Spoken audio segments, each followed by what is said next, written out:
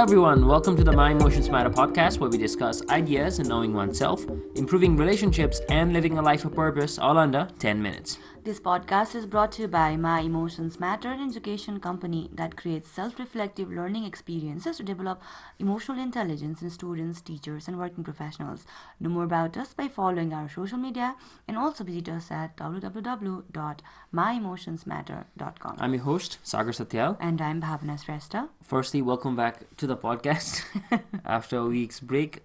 This week, for the next 10 minutes, as I say, we'll be talking about transition. Usually we transit from, let's say, a job to another job, one moment of life to another moment. We're transitioning from one decade to another decade. So your December, because say, if you've been following us regularly, we've been talking about winding things down so that we can have a new beginning. So as I say, lines must say, how do you make a post, a wrap up of transition better? So before we go into all of this, what are you transitioning into? I think that would be a good place to start. That's a difficult question. What I'm transitioning into. Transition, अहिलेको फेजमा चाहिँ I guess being that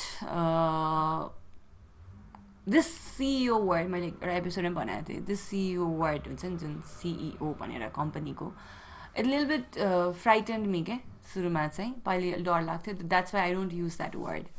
है म खासै use गर्दिनँ because त्यो चाहिँ यसको positive कुरा पनि छ, नेगेटिभ कुरा पनि छ. Positive is like I want to take my responsibilities एकदमै हुन्छ नि क्याजुअल वेमा, सो द्याट कि मलाई यस्तो एकदमै गाह्रो काम लिइरहेको छु भन्ने फिल नहोस्. अनि though it's a very huge responsibility, I don't know if I was त्यतिखेर चाहिँ रेडी अर नट जब स्टार्ट गर्ने भनेर हामीले भनेको थियौँ होइन. त्यो गर्दाखेरि चाहिँ so I wanted myself to take this thing एकदमै लाइट वेमा. That's why I did not use it. अनि तर मेरो कामहरू त्यसरी नै भइरहेको हुन्छ. बट यसको नेगेटिभ इफेक्ट के पनि हुन्छ भने चाहिँ like whenever you have to introduce yourself, त्यसले गर्दाखेरि चाहिँ because you don't use it anywhere कहिलेकाहीँ अलिकति अप्ठ्यारो फिल हुनसक्छ because you have not use it yet होइन. मेरो लागि ट्रान्जिसन भनेको चाहिँ when it comes to company, अब माई इमोसन्स म्याटरलाई रिप्रेजेन्ट गर्ने हिसाबमा चाहिँ जे म काम गर्छु त्यो चाहिँ अलि राम्रोसँग नै भन्न सकौँ. I have always like said I am an educator, though I am an educator, but यो जुन वर्ड छ like business and all, I never use to see myself हुन्छ नि एउटा बिजनेस पर्सनको हिसाबमा चाहिँ.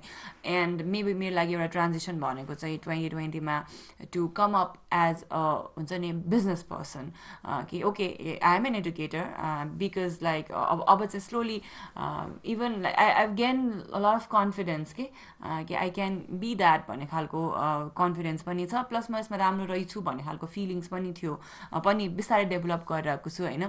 त्यो हिसाबले चाहिँ from an educator at heart maybe and work चाहिँ बिजनेस पर्सनको I need to like buckle up for that भन्ने खालको फिलिङ्स चाहिँ मेरो लागि त्यही नै हो ट्रान्जिसन चाहिँ. लाइक तिमी कहाँ छौ? म यही छु. म चाहिँ यसलाई स्लाइटली डिफ्रेन्ट वेबाट चाहिँ कसरी एन्सर गर्न चाहन्छु भने I was just listening to whatever you're saying. अनि मेरो लाइफमा चाहिँ I have always taken on that next step when I have not been ready to take that next step. धेरै जस्तो टाइम्समा चाहिँ होइन, कम्पनी स्टार्ट गर्नेदेखि लिएर ब्याक इन द टाइम मैले जब मेन्टरसिप भन्ने कन्सेप्टमा स्टार्ट गरेँ त्योभन्दा अगाडि मलाई धेरै थाहा थिएन. अनि I am somebody who tries things out and then later on I connect it and then make sense out of it. Completely ready भएर स्टार्ट गरे भए त I don't think my emotions matter भन्ने ब्रान्ड एज अ स्टार्टै हुन्थ्यो होला. Because अहिले फर्केर हेर्दाखेरि it seem like such a naive decision होइन. तर कति टाइम चाहिँ त्यो एउटा सर्टन बिट अफ नाइभिटीले पनि it makes you slightly lace fearless जस्तो पनि लाग्छ होइन. सो मैले चाहिँ ट्रान्जिसनसँगै कुरा गर्दाखेरि चाहिँ it's very easy to think you make that step up when everything is perfect. And I see people who are doing their jobs, they also want to run something of their own, and they are waiting for that perfect moment to jump ship from the job to the business होइन. तर आफ्नो business गरेर part time हेर्दाखेरि चाहिँ त्यसले गर्दाखेरि चाहिँ time दिन नपाएको होइन, एक्जिस्टिङ क्लायन्ट्सहरू खुसी नहुन सक्छ. किनभने if you run a business and if you are doing a job at the same time, I'm not saying it's wrong, but if you cannot manage time, तिम्रो जुन business जुन तिमीले partly हेरिरहेछौ त्यसको क्लायन्टले त बुझ्दैन नि त तिमीले यो गरिरहेछौ उसो गरिरहेछौ भनेर होइन. सो त्यो एकदमै पर्फेक्सन खोजेर जम्प गर्दाखेरि चाहिँ I feel like that time never arrives. At least that's the way I see it है. सो मेरो लागि चाहिँ यो जुन पोस्ट ऱ्यापअप ट्रान्जेक्सनको कुरा चाहिँ I think one thing that I would be mindful of, जुन तिमीले नै भन्यो कि सुरुमा रेडी थिएन जस्तो लाग्यो, but you took it on anyway नि त, now you growing into that role होइन. सो त्यो वेबाट चाहिँ म हेरिरहेको हुन्छु. मेरो लागि चाहिँ मेनली मैले ट्रान्जेक्सनमा हेर्ने चाहिँ यही हो कि instead of looking at am I ready or not भन्दा पनि do I want this or नटमा चाहिँ म बढी हेर्छु कि. So couple of years from now, so mentorship start गर्दाखेरि चाहिँ do I want to be doing this, do I want to get better at this भनेर हेर्दाखेरि if the answer is yes, I usually jump ship त्यसमा चाहिँ. So त्यही भएर पनि मैले गरेको कामहरूमा अब स्टुडेन्ट्सहरूसँग काम गरिरहेको थियो एकैचोटि कर्पोरेट क्राउडसँग गर्दाखेरि so you know easy to think कि I'm not ready for this, तर त्यो रेडी कहिले हुन्छ भन्ने क्वेसन पनि हुन्छ. सो म चाहिँ त्यसरी गर्दै जान्छु. I have very different opinion तिम्रो विचार तिम्रो चाहिँ मिसँग भन्दा होइन, because that will give some people perspectives है. म त्यो भएर सेयर गरिरहेको छु. इट्स नट ब्याड टु हुन्छ नि like make yourself ready क्या. I would not see that from पर्फेक्सनको पोइन्ट अफ भ्यूबाट. एउटा कुरा चाहिँ तिम्रो केसमा र अरूको केसमा के डिफ्रेन्ट हुनसक्छ भने तिम्रो लागि चाहिँ देयर वाज अ को फाउन्डर. त्यो इट्स डिफ्रेन्ट है. तिम्रो केसमा देयर वाज अ को फाउन्डर, धेरैजनाको केसमा त्यो हुन सक्दैन. तिम्रो केसमा युआर लुकिङ जस्ट एउटा मात्रै पार्टमा क्या बिजनेसको सायद हो अन्टरप्रेन्योर भएको छौ. सो सबै कुराहरू तिमीलाई हेर्नुपर्ने हुन्छ. But if you look at it from तिम्रो पर्सपेक्टिभबाट यु ह्याड टु लुक हुन्छ नि take the incharge of the company एउटा एङ्गलबाट क्या. यु डिड नट इनिसियल फेजमा you did not look at अरू कुनै पार्ट्सहरू तिमीले हेरेन होला होइन. Plus we are very sure कि हामी फाइनेन्सियल्समा अहिले जान्दैनौँ भनेर है. अनि मेरो केसमा गर्ने भने पनि I started it because I had a cofounder. So I would have never started it if you are not there. I agree with this है. सो म कहाँबाट आइरहेको छु भने चाहिँ it's not bad if you are waiting. Of course not. So it's not bad if you are waiting. Perfection. So what I understood कि whatever you were trying to say होइन कि त्यस्तो हुँदैन लर्न गर्दै गइन्छ भन्ने कुरामा चाहिँ.